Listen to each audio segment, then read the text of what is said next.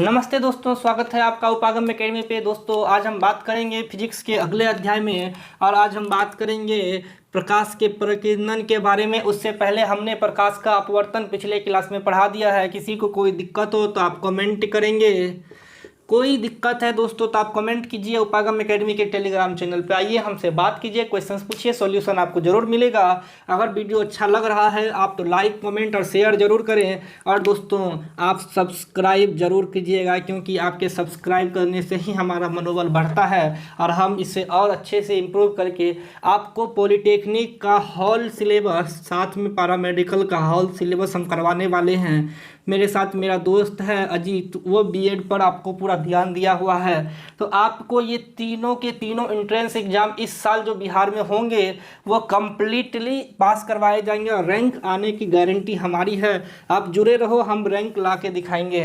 आप हमारे साथ बने रहो, हम रैंक ला के दिखाएंगे। चलिए दोस्तों अब हम बात करते हैं आज वायुमंडलीय अपवर्तन के बारे में, यानी एटमॉस्फेरिक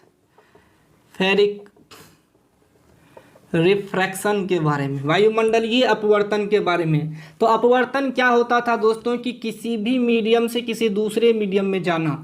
तो आपने एटमॉस्फेयर में क्या देखा होगा कि यहाँ पर बादल है, यहाँ बादलों का ढेर है और यहाँ आसमान एकदम साफ है, फिर यहाँ बादलों का ढेर है। तो आपने देखा होगा कि दोस्तों कि जब प्रकाश की किरणें यहाँ विरल माध्यम से सघन माध्यम पर टकराती है, फिर यहाँ से यहाँ जाती है और फिर टकराती है, तो इस तरह से हमको इस जगह पे बादलों के पास एकदम प्रकाश विचलित दिखता है, एकदम बिखरा बिखरा सा दिखता है। क्यों? मीडियम चेंज होने के बाद प्रकाश का वेग बदल जाता है।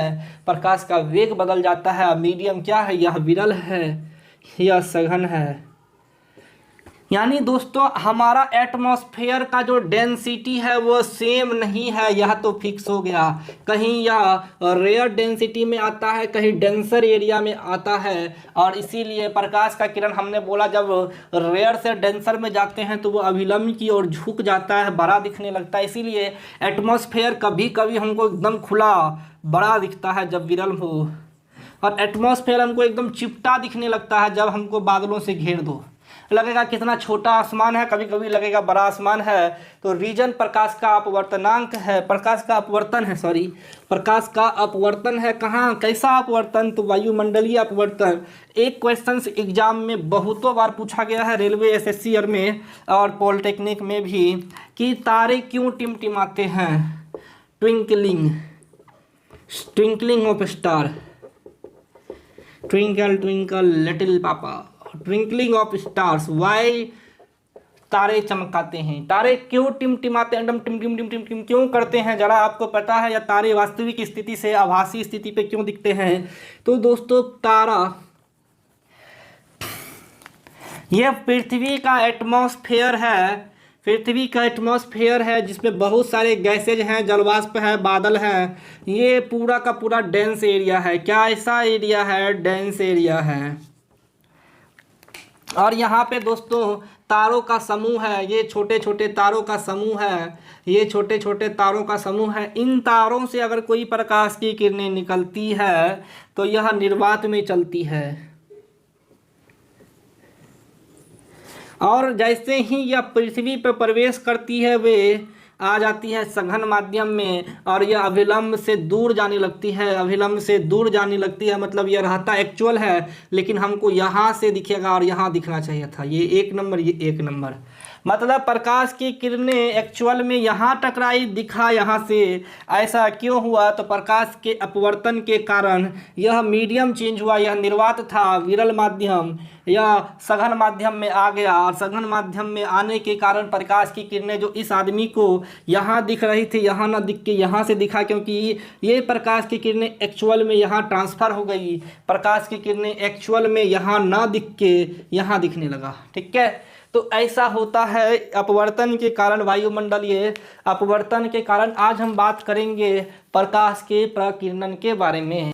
दोस्तों इससे पहले कि हम प्रकाश का प्रकीर्णन पढ़ें, हम एक वैज्ञानिक थे, उसका नाम था लॉर्ड रेले, उसका नाम था लॉर्ड रेले। इसने बोला था 3 इम्पोर्टेंट पॉइंट और उसको आप लिख लेना कि लॉर्ड रेले ने कहा था कि प्रकाश का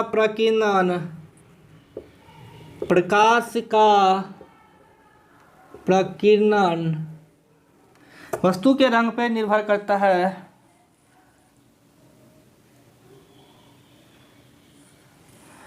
रंग पे नहीं, प्रकाश का प्रकीर्णन रंग के भूल जाते हैं। प्रकाश का प्रकीर्णन रंग के तरंग दैर्घ्य पे निर्भर करता है। तरंग दैर्घ्य पे निर्भर करता है। कहने का मतलब था कि जिस रंग का तरंग दैर्घ्य वेवलेंथ पढ़ा चुके हैं लैम्डा, जिस रंग का तरंग दैर्घ्य जितना कम होगा उसका प्रकीर्णन उतना ज़्यादा होगा। ये कहा था लॉर्ड रेले ने। एग्जाम्पल दिया था बैगनी कलर का, इसको समझा देते हैं फिर बताएंगे। एग्जाम्पल दिया दोस्तों बैगनी कलर का और बोला कि बैगनी और लाल, बैगनी का प्रकीर्णन बहुत ज़्यादा होता है, लाल का प्रकीर्णन बहुत कम होता है। ऐसा क्यों होता है? ऐसा इसलिए होता है क्योंकि इसका जो तरंग दैर्घ्य वह बहुत कम बहुत ज़्यादा होता है। कैसा होता है तरंग दैर्घ्य?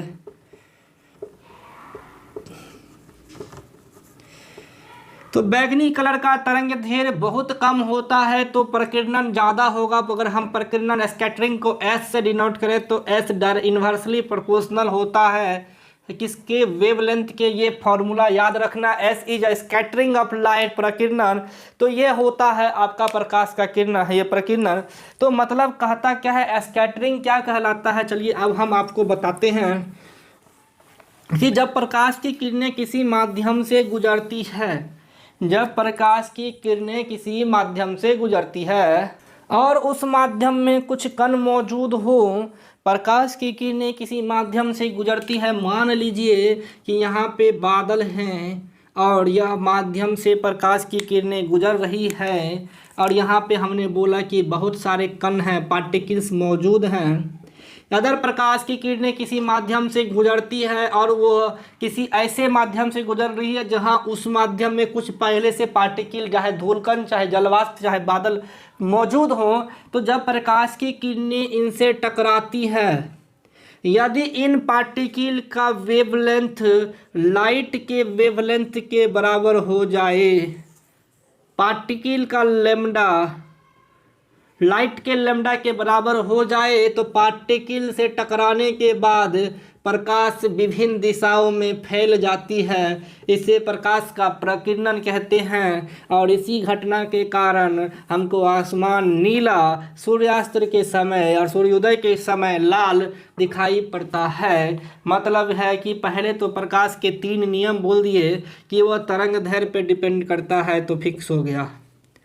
दूसरा, जिसका तरंग दैर्घ्य जितना कम प्रकीर्णन उतना ज़्यादा, ये फिक्स हो गया। और तरंग दैर्घ्य किस पर डिपेंड करता है? रंग पे। तो अब हम बोलना क्या चाह रहे थे कि अगर किसी ऐसे माध्यम में प्रकाश की किरणें चल रही है जहाँ कुछ पार्टिकल्स के कण मौजूद हों और इन पार्टिकल पे जब प्रकाश की किरणें टकराती है, यदि इन पार्टिकल्स का वेवलेंथ प्रकाश के वेवलेंथ के बराबर हो जाए तो प्रकाश एकदम फैल जाता है विभिन्न दिशाओं में। और पार्टिकल का जो कलर है, पार्टिकल का जो कलर है उस कलर को चारों बगल बिखेर देता है, क्योंकि पार्टिकल्स का कलर जो होता है वो तरंग दैर्घ्य के इन्वर्सली प्रोपोर्शनल होता है और कलर पर डिपेंड करता है। आपको क्वेश्चंस पूछा जाता है कि हमें आसमान नीला क्यों दिखता है? आपने बोला प्रकाश का प्रकीर्णन के कारण। अगर किसी डिटेल्स से पूछ दिया कि चलो समझाओ कैसे, तो बता देते हैं कैसे।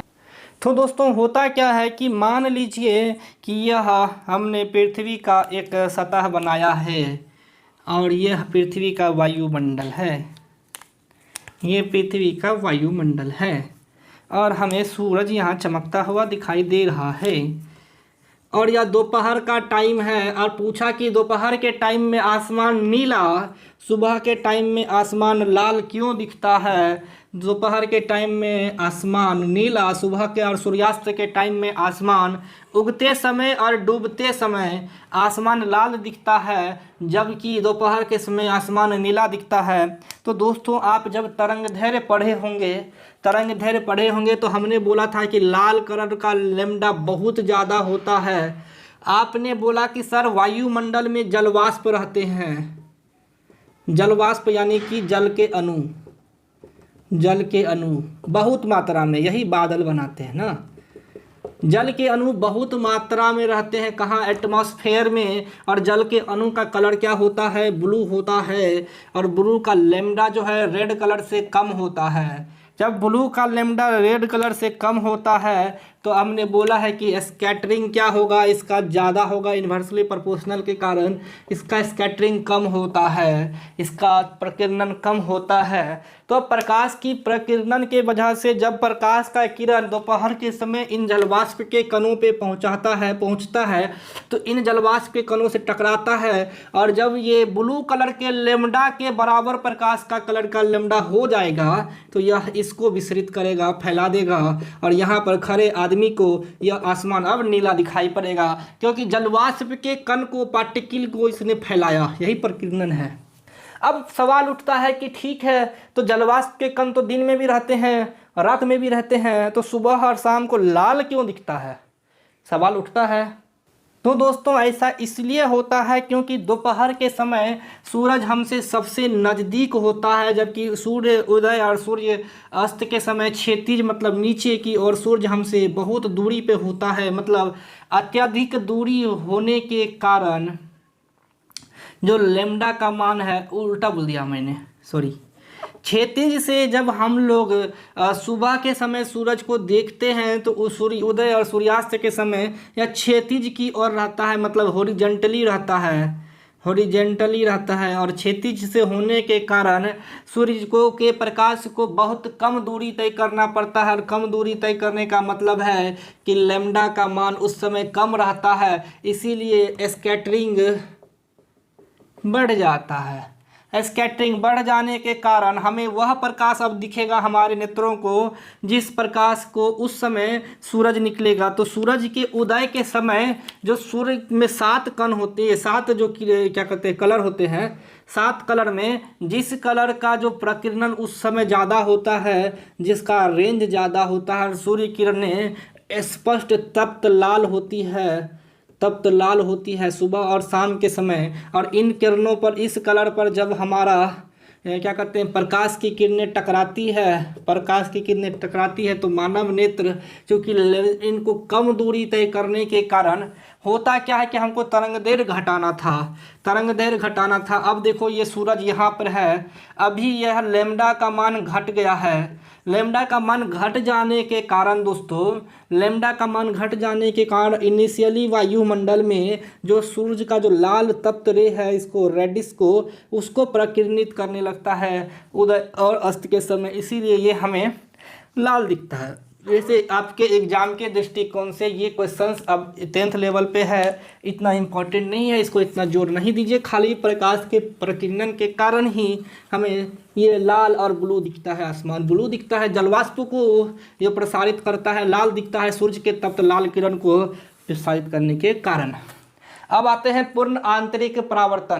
चलिए दोस्तों आप पढ़ते हैं प्रकाश का पूर्ण आंतरिक परावर्तन होता क्या है दोस्तों। जब प्रकाश की किरणें किसी सघन माध्यम से, केवल सघन माध्यम से, प्रकाश की किरणें किसी डेंसर एरिया से रेयर एरिया की ओर जाती है, इस तरह से हमने बोला प्रकाश की किरणें जब सघन माध्यम से विरल माध्यम की ओर जाती है तो प्रकाश की किरणें किधर मुड़ेगी, पहले आप ये बता दो, अभिलंब की ओर मुड़ेगी कि अभिलंब से दूर मुड़ेगी। आप लोग दोस्तों सोच के बताओ, अभिलंब की ओर मुड़ेगी कि अभिलंब से दूर मुड़ेगी। तो जब किसी सघन माध्यम से विरल माध्यम की ओर जाती है तो प्रकाश की किरणें सीधी ना जाके, हम बार बार बोल रहे हैं, सीधी न जाके प्रकाश की किरणें अभिलंब से दूर मुड़ जाती है, ठीक है। और ऐसा कंडीशन होता है कि जब प्रकाश की किरणें एकदम तल पे जले और 90 डिग्री का कोण बनाए आर, तो इसे बोलते हैं क्रिटिकल एंगल। Critical angle. इतना तक तो आपको हम पढ़ा चुके हैं, इतना तक तो हम आपको बता चुके हैं। तो दोस्तों अगर ऐसी कंडीशन हो जाए जहां एंगल आई का मान एंगल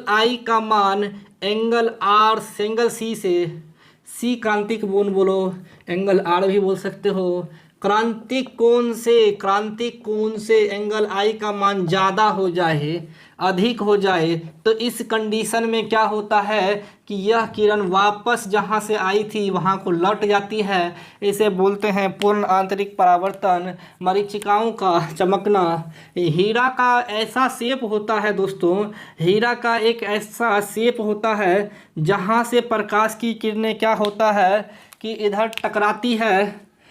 टकराती है और वापस फिर इसी मीडियम में लौट जाती है, और इसी चक्कर में ये लाइट एक दूसरे को अपसारित करती है और हमें हीरा चमकता हुआ दिखता है। टकरा के वापस हीरा में जो है ना ऐसा शेप होता है, आप इसके कारण ये लाइटें खुद ऐसे टकरा के पहुंच जाती है। ऐसा कब होता है? जब आपतन कोण क्रांतिक कोण से ज़्यादा हो। ये कंडीशन केवल है। इसमें आपको 2-3 एग्जाम्पल पूछा जाता है, जैसे कि हीरा का चमकना और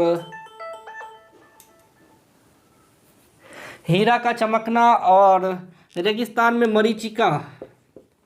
मरीचिका का चमकना, ये सभी पूर्ण आंतरिक परावर्तन के एग्जाम्पल्स हैं। ठीक है दोस्तों, आज के क्लास में हम इतना ही रख रहे हैं। अगले क्लास में हम वस्तुओं के रंग और उससे क्या कहते हैं प्रकाश का जो है क्या बोलते हैं उसको, वर्ण विक्षेपण पढ़ाएंगे। वर्ण विक्षेपण यानी कि प्रिज्म पढ़ाने वाले हैं। अगले क्लास पे हम आपको प्रिज्म और प्रकाश का वर्ण विक्षेपण पढ़ाएंगे। धन्यवाद दोस्तों।